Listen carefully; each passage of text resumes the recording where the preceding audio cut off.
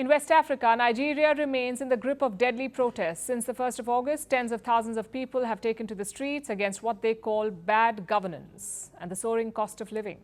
So far, about a dozen people have died. On Saturday, protests turned more hostile and the security crackdown intensified. So on Sunday, Nigerian President Bola Tinubu finally spoke up. He said that he understands the people's pain and frustration, and he urged Nigerians to end the protest. But will they? Our next report tells you. Day 5. Nigeria remains on edge, as the West African nation is only halfway through the designated 10 days of rage.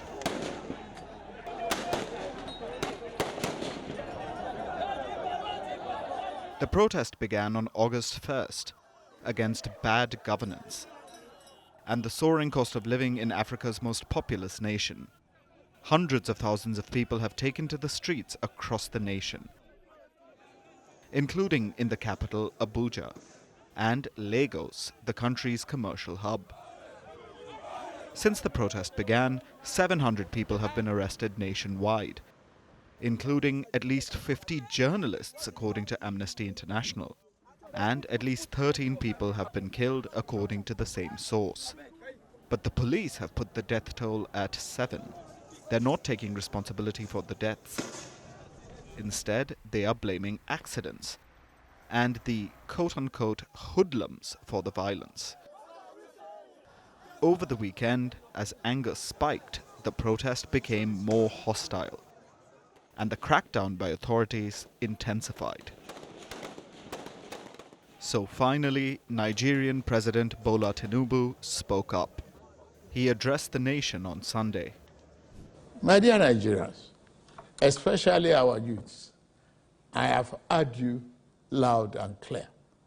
I understand the pain and the frustration that drive this protest, and I want to assure you that our government is committed to listening and addressing the concerns of our citizens.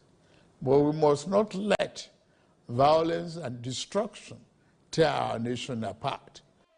Tinubu also urged Nigerians to end the protest. Suspend any further protest and create room for dialogue, which I have always acceded to at the slightest opportunity. Nigeria requires all hands on deck and need us all, regardless of age, party, tribe, religion, or other divides. But then he went on to defend his economic reforms, which are at the core of the protests. The president came to office in May 2023.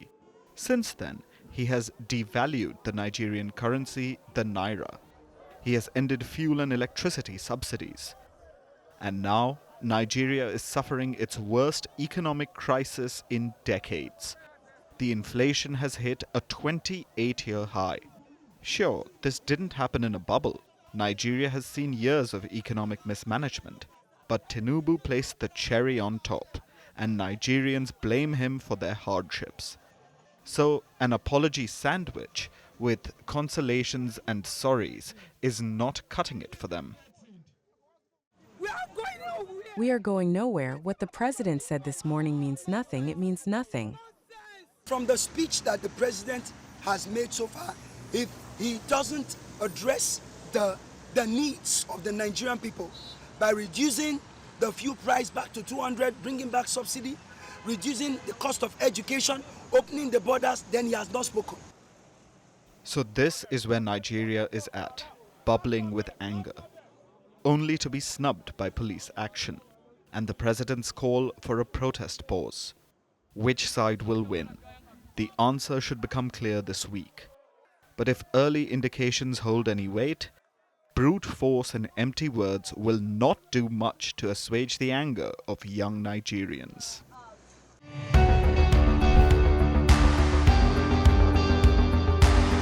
Across continents, one powerful news source. bringing you diverse perspectives on the issues that matter.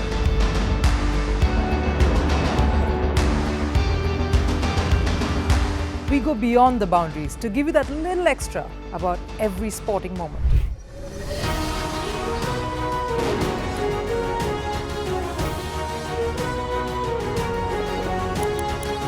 So thank you for making Firstpost 5 million strong. We're counting on your support, and you can trust us to bring you the news unfiltered and unvarnished.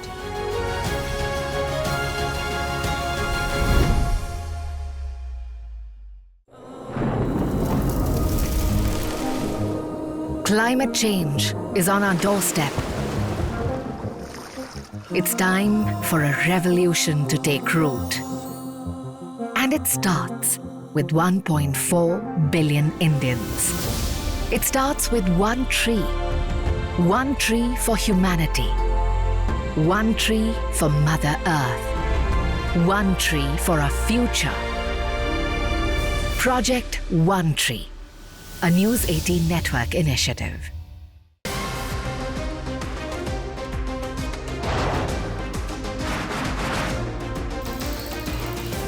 Obviously today, the T20 World Cup bandwagon has moved across to the West Indies. What can you expect from this?